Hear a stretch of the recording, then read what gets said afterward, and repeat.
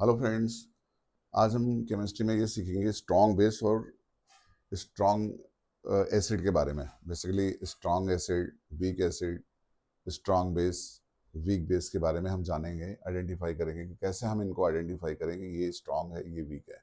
तो चलो बिना देर किए शुरू करते हैं। स्ट्रॉन्ग एसिड सबसे पहले लेते हैं, स्ट्रॉन्ग एसिड, और यहां पे हम लिखते हैं वीक एसिड। वीक एसिड, देखो बेटा, स्ट्रॉन्ग एसिड वो होते हैं जो बेसिकली, पहले तो ये एसिड ही समझ लेते हैं कि एसिड है क्या। जैसे मान लीजिए हमें ये एसिड्स H2SO4, H2SO3, ये सल्फ्यूरिक एसिड होता है, ये सल्फ्यूरस एसिड होता है। उसके बाद में हम HF, HCl, HBr, HI, basically इनका जो डेफिनेशन होता है ना, इनको हम पानी में डालने पर, जैसे हम पानी में डालेंगे तो ये क्या होता है कि ये H+ आयन देने लग जाते हैं। तो इनका नियरली 100% आयनाइजेशन हो जाता है। नियरली 100%, जो स्ट्रांग होते हैं ना, उनका नियरली 100% आयनाइजेशन होता है। तो आपसे अगर कोई क्वेश्चन पूछे कि भाई why H2SO4 is strong acid and other one is a weak, तो आपने एक तो ये दिमाग में रखना है कि आयनाइजेशन 100% होना ही ये इस बात की सिक्योरिटी देता है कि वो स्ट्रॉन्ग एसिड है। ओके, तो सारे के सारे H+ आयन देंगे मैक्सिमम। यहाँ पे हम ऐसे अगर ब्रेक डाउन करें तो 2H+ आयन मिल गए, प्लस SO4 2 माइनस हो गया। तो बेसिकली हमें H+ आयन ही देखना होता है, राइट। ये स्ट्रॉन्ग एसिड की कैटेगरी में आते हैं। लेकिन जो ग्रुप के एलिमेंट होते हैं जैसे HF, HCl, HBr, HI, इनकी बेसिकली जो एसिडिटी होती है ना, वो हम इनऑर्गेनिक केमिस्ट्री में इनका ऑर्डर हमें पूछता है। JEE में, नीट में इनके ऑर्डर पूछे जाते हैं कि इनको ऑर्डर में लिखो कि which one is a most strong acidic in nature. तो आप HI, इसमें ऑर्डर HI का सबसे पहले आता है। पता है क्यों? क्योंकि HI में आई का साइज बहुत बड़ा होता है, तो H+ को जल्दी रिलीज करने में मदद करता है। जैसे ये दोनों के सिमिलर साइज होते हैं, HF के सिमिलर साइज होते हैं, तो H+ का निकलना बहुत धीरे होता है। जैसे HCl है, H+ प्लस Cl-, यहाँ पे बना H+ दे रहा है, दोनों दे रहा है। ये भी HBr भी H+ दे रहा है, प्लस Br- दे रहा है। यहाँ पे HI, H+ प्लस I-। आपने देखा होगा जैसे जैसे हम डाउन द ग्रुप जाते हैं, पीरियोडिसिटी में ग्रुप 17 के एलिमेंट है, आपको पता ही है ग्रुप 17 के ये एलिमेंट है। जैसे जैसे हम नीचे जाते हैं, डाउन द ग्रुप जाते हैं, इनका जो बेसिकली जो साइज होता है ना, साइज इंक्रीज कर जाता है, साइज इंक्रीज कर जाता है।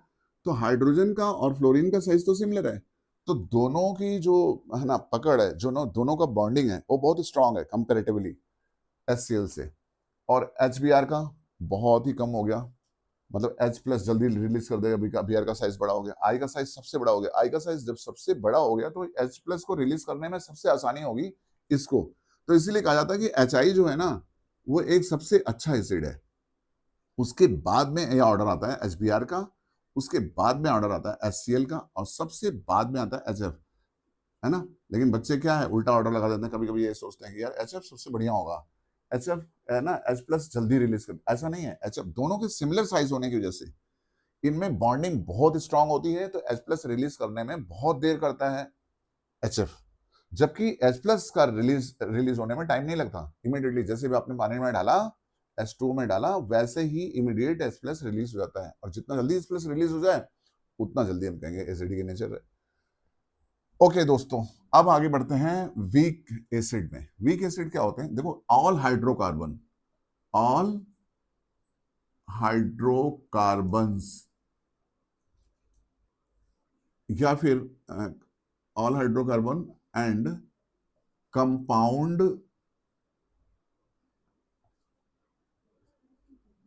Containing COOH group, COOH group, ये जो होते हैं वीक एसिड है। सर ये कैसे आपको पता, कैसे पता चलेगा? देखो बेटा, ये COOH है ना, इसमें COOH है, तो ये वीक एसिड है। HCOOH है, COOH है ना, वीक एसिड है। उसके बाद में हम ऑक्सैलिक एसिड की बात करें तो COOH है ना, ये क्या है? वीक एसिड है। इसी तरह टार्टरिक एसिड है, इसी तरह फ्यूमेरिक एसिड है, लैक्टिक एसिड है, मैलिक एसिड है, ये सारे जो है वीक एसिड है। यानी कि हाइड्रोकार्बन के जो एसिड होंगे, ये कंपाउंड कंटेनिंग COOH ग्रुप होंगे, सब वीक होंगे। हाइड्रोकार्बन का अगर मात्र हाइड्रोकार्बन जैसे CH4 है, तो ये भी वीक एसिड है, C2H6 है, ये भी वीक एसिड है, C3H8 है, ये भी वीक एसिड है, सारे के सारे वीक एसिड है। अंडरस्टूड और नॉट? ये बहुत इजीली मैंने आपको समझा दिया। आप देखो ना कि अगर आप ऐसे सोचो कि कोई अगर पूछता है आपसे कि एसिड कौन है, बेसिकली एसिड कौन है, तो एसिड जो H प्लस आयन देते हैं। अगर H प्लस आयन मैक्सिमम मिल रहा है, वाटर में H प्लस आयन मैक्सिमम मिल रहा है, तो हम कह देंगे भाई ये स्ट्रॉन्ग एसिड है।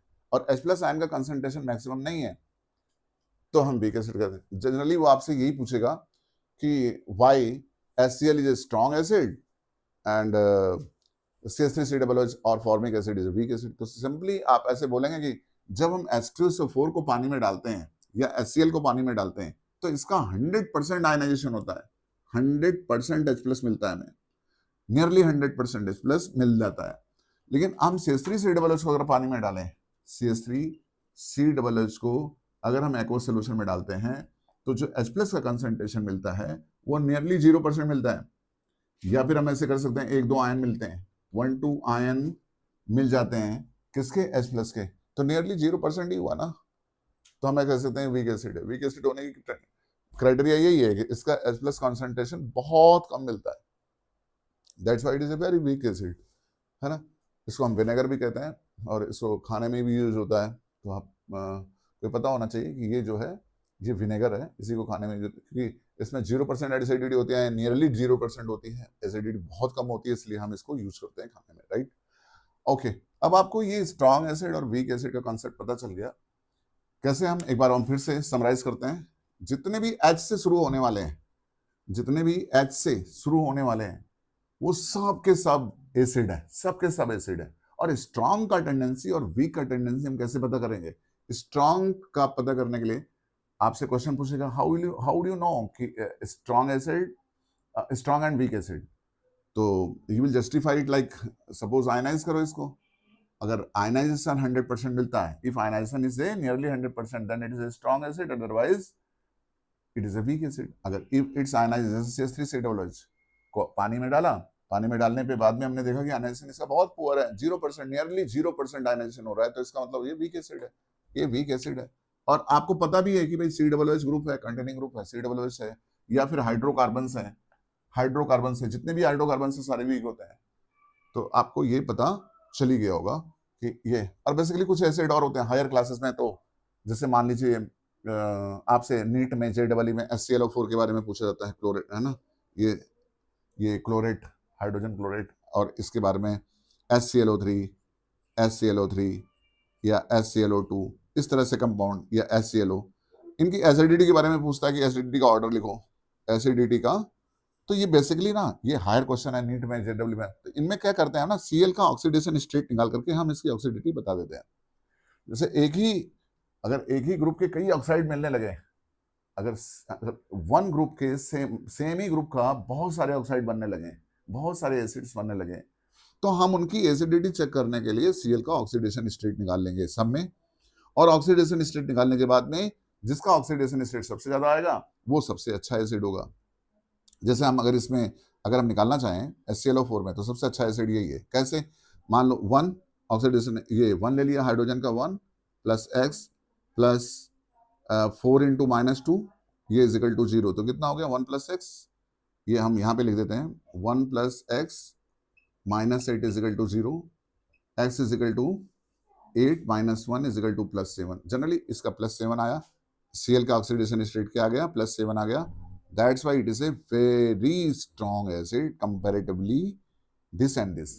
व्हाई? बिकॉज इनका तीनों का ऑर्डर आपसे अलग पूछेगा, अलग से पूछेगा, क्योंकि एक ही कंपाउंड के ग्रुप है। जैसे मान लो कि ये हो गया, आपसे पूछ लिया कि आप बताओ कि इनकी एसिडिटी ऑर्डर चल, है ना, N2O2 या N2O3, N2O4, N2O5, इनकी एसिडिटी का ऑर्डर लगाओ। तो बेसिकली आप क्या करोगे? N का ऑक्सीडेशन स्टेट निकाल लो। N का ऑक्सीडेशन स्टेट सबसे ज्यादा आएगा, अगर इसमें हम निकालेंगे 2x minus 10 is equal to 0, x is equal to 5, +5 oxidation state, +4 oxidation state, +3 oxidation, 2 oxidation, इस तरह से ऑक्सीडेशन स्टेट हम निकाल लेंगे। और उसी ऑर्डर में हम इसको लिख देंगे, this one is greater than this one is greater than this one is greater than this. Understood और नॉट? अगर आपको नहीं समझ में आया, एक बार और रिमाइंड करके देख लेना। और हम वैसे भी इनऑर्गेनिक केमिस्ट्री में जब भी क्वेश्चन आएगा बाद में भी रिपीट होगा, हम करते भी रहेंगे, रिपीट करते रहेंगे। अगर वो आता है, क्वेश्चंस में आता है तो, है ना। तो अब हमें पढ़ना है स्ट्रॉन्ग एसिड वीक एसिड, तो कॉन्सेप्ट हमने जान लिया। अब हमें करना है बेस के बारे में क्या हम जानते हैं, how do you identify base. तो बेस बेसिकली जिसमें OH होता है, OH आयन कॉन्सेंट्रेशन, पानी में एक्वा सोल्यूशन में क्या देते हैं वो OH माइनस, एक्वा सोल्यूशन में क्या देते हैं, एक्वा सोल्यूशन में देते हैं OH माइनस। OH माइनस अगर एक्वा सोल्यूशन में मिल रहा है तो हम कहेंगे कि ये डेफिनेटली बेस है। एक्वा सोल्यूशन में क्या मिलना चाहिए, OH माइनस। तो चलिए हम देखते हैं कि स्ट्रॉन्ग बेसिस कौन से हैं और वीक बेस। अच्छा बच्चों, अगर आपको ये मैं बता दूं कि स्ट्रॉन्ग कौन से होते हैं तो वीक तो ऑटोमेटिकली पता ही चल गया। चलो हम देखते हैं strong base SB, strong base को हम SB से लिख रहे हैं और वीक बेस को हम WB से लिख रहे हैं, राइट। तो देखो ये स्ट्रॉन्ग बेसिस ना ग्रुप 1 एंड ग्रुप 2 के जो एलिमेंट हैं अल्कली, जिनको हम बोलते हैं अल्कली एंड अल्कालाइन, ये जो ग्रुप के एलिमेंट होते हैं बेसिकली ये सारे के सारे स्ट्रॉन्ग होते हैं। जैसे LiOH, इसके बाद में आता है लिथियम, सोडियम, पोटेशियम हाइड्रोक्साइड, उसके बाद में आता है रुबिडियम हाइड्रोक्साइड, है ना, उसके बाद में आता है सीजियम हाइड्रोक्साइड। ठीक है, तो ये सारे के सारे स्ट्रॉन्ग है। अल्कलाइन फैमिली में भी देख लो BeOH होल ट्वाइस, क्योंकि बेरिलियम का चार्ज 2 होता है, OH -1 होता है, that's why BeOH whole twice. Beryllium magnesium hydroxide, है ना, कैल्शियम हाइड्रोक्साइड, उसके बाद में क्या आता है स्ट्रॉन्शियम हाइड्रोक्साइड, उसके बाद में आता है बेरियम हाइड्रोक्साइड, और इसके बाद में जो एलिमेंट होता है वो रेडियोएक्टिव एलिमेंट होता है, इसकी हम चर्चा नहीं करते हैं। तो ये होते हैं अल्कली और अल्कालाइन, जो ग्रुप 1 और ग्रुप 2 फैमिली है, ये सारे के सारे स्ट्रांग होते हैं। इनके अलावा जितने भी हैं सब वीक है। जैसे मान लीजिए मैं आपसे पूछूं AlOH होल थ्राइस, ये कैसा बेस है, स्ट्रांग है या वीक? वीक है। अगर मैं आपसे पूछता हूं iron hydroxide FeOH whole thrice, ये कैसा बेस है, वीक है। मैं पूछता हूं आपसे NH4OH, ये वीक बेस है? Yes of course weak base है, क्योंकि ये इस कैटेगरी में नहीं है। तो आपको जनरली पता हो गया ग्रुप 1 ग्रुप 2 के फैमिली के स्ट्रॉन्ग बेस होते हैं। क्यों होते हैं? क्योंकि जनरली इनका जो आयनेशन होता है, अगर हम लिथियम हाइड्रोक्साइड को अगर हम H2O में डालें तो OH माइनस का कंसंट्रेशन बहुत ज्यादा मिलता है, नियरली 100% OH माइनस का कंसंट्रेशन मिल गया। सेम लाइकवाइज NaOH को पानी में डालेंगे, सोडियम हाइड्रोक्साइड स्ट्रॉन्ग बेस है। क्यों? क्योंकि इसमें OH माइनस का कंसंट्रेशन बहुत ज्यादा मिलता है, दैट्स व्हाई पानी में डालने पर OH माइनस का कंसंट्रेशन बहुत ज्यादा मिलने की वजह से ही हम इनको कहते हैं ये स्ट्रॉन्ग बेसिस हैं। इनके अलावा apart from these all are weak bases. तो ये जनरल ट्रेंड आपने याद रखना है कि ग्रुप 1 और ग्रुप 2 को छोड़ करके सारे के सारे वीक बेसिस होते हैं। और ये कंसेप्ट आपने अगर ध्यान रखा तो आपको डेफिनेटली एसिड और बेस में आइडेंटिफाई करने में कोई प्रॉब्लम नहीं होने वाली। दोस्तों आज के लिए इतना ही। नेक्स्ट क्लास मेरी होने वाली है इंडिकेटर्स पर। इंडिकेटर्स में कुछ मैं बताऊंगा, कुछ ट्रिक्स बताऊंगा कि कैसे इंडिकेटर्स को हम अपने दिमाग में रखें। एक्चुअली बेसिकली बेटा आपको बहुत सारी चीज़ें एग्ज़ाम टाइम पे दिमाग में रखनी होती हैं। आपको तीनों सब्जेक्ट दिमाग में रखना है ना, physics, chemistry, mathematics, bio. NEET वाले हैं तो बायो, और मैथमेटिक्स वाले हैं तो इंजीनियरिंग वाले हैं तो मैथमेटिक्स रखनी है उनको।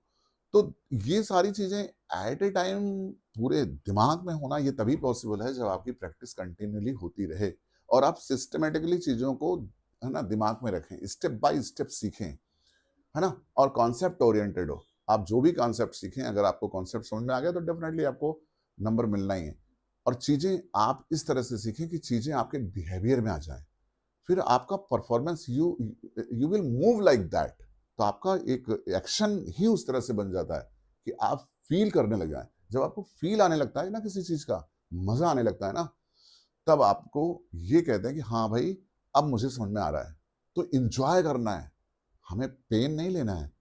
अगर कोई पेन लेके पढ़ाई कर रहा है तो ये जरूरी नहीं है कि उसका सिलेक्शन होगा। जो इंजॉय करके पढ़ाई कर रहा है, इंजॉइंग मीन्स कि स्टडी शुड बी इंजॉइंग, उसको मजा आ रहा है स्टडी में, रात रात वो पढ़ सकता है, इसका मतलब है कि he is enjoying the subject. तो ये बहुत जरूरी है बच्चों। तो आप, ये कैसे होगा? ये आपके एटमॉस्फेयर से होगा। आपका एटमॉस्फेयर, जिस एटमॉस्फेयर में आप रहते हैं उसी एटमॉस्फेयर के चलते ही आपका दिमाग बनता है, आपके दिमाग की ओरिएंटेशन उसी तरफ से होती है। You are the average of those 5 peoples whom you live always, या maximum, you expand maximum your time. आप उन 5 लोगों का ही एवरेज हैं जिनके साथ रोज आप मिलते हैं। हाईली एसोसिएटेड परफॉर्मेंस में आप रहेंगे तो डेफिनेटली आपका ब्रेन डेवलपमेंट बहुत फास्ट होगा और आपका कॉन्फिडेंस लेवल बड़ा बूस्टअप होगा। आपको कोई आपको कोई हरा नहीं सकता, आपको कोई नीचा नहीं दिखा सकता, आपको कोई बेवकूफ नहीं बना सकता। लेकिन आप अगर बहुत लो इन्वायरमेंट, लो कैटेगरी पीपल्स के बीच में रह रहे हैं या स्टूडेंट के बीच में रह रहे हैं, निगेटिव थॉट वालों के बीच में रह रहे हैं, तो उनके पूरे माइंड में, पूरे ब्लड में जो सर्कुलेशन होता है वो सारा निगेटिव ही होता है। तो हमेशा निगेटिव ही बातें आपको बताएंगे और आपको भी निगेटिव कर देंगे, तो यू विल बी इन्फेक्टेड, है ना। तो ये इन्फेक्शन बहुत ही खतरनाक होता है देन दैट ऑफ अदर